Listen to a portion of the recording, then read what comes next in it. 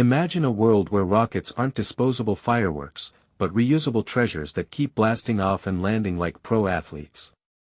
That's exactly what SpaceX just proved again with their 550th Falcon 9 booster recovery, milestone after milestone in the space race. But here's where it gets controversial: is this rapid satellite deployment building a better connected future, or just cluttering our skies with potential space junk? Let's dive into the details and see what most people might be missing about this game-changing launch.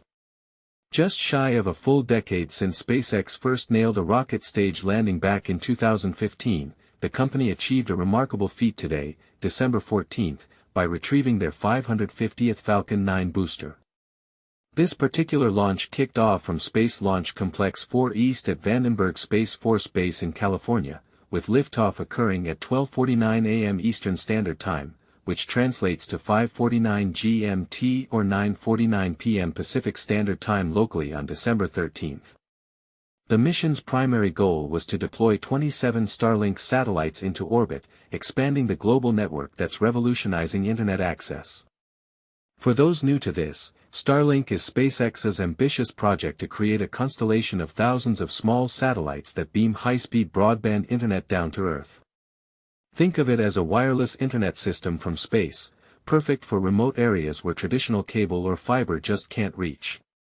It even powers Wi-Fi on airplanes for seamless connectivity during flights and enables cell-to-satellite service on certain mobile providers.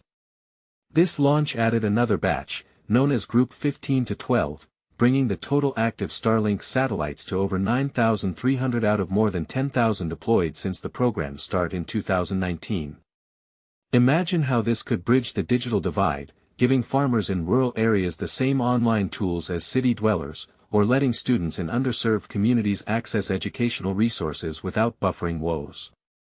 Now, about that booster, designated B-1093, it wasn't landing on solid ground like the very first one did in 2015.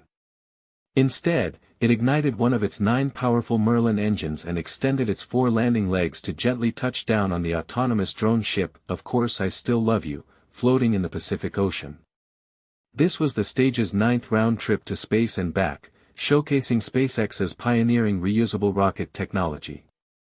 To put it simply, reusability cuts costs dramatically compared to old-school rockets that were tossed away after one use. It's like recycling a sports car after a race instead of scrapping it. And this milestone?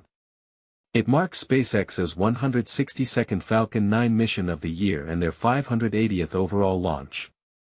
But here's the part most people miss: this rapid expansion raises big questions. With over 9,300 satellites orbiting Earth, are we risking a Kessler syndrome, where collisions create a dangerous cloud of debris? On one hand, Starlink democratizes internet access, potentially uplifting billions. On the other, critics argue it could interfere with astronomy or exacerbate space pollution. What do you think? Should we throttle back satellite launches for sustainability, or push forward for global connectivity? Share your thoughts in the comments. I'd love to hear if you agree, disagree, or have a counterpoint. If you're passionate about space news, keep an eye on updates from experts like Robert Proman, a space historian and journalist who's the founder of collectspace.com, a go-to site for daily space history and pop culture intersections. He's also a writer for Space.com and co-author of the book, Space Stations: The Art, Science, and Reality of Working in Space, published by Smithsonian Books in 2018.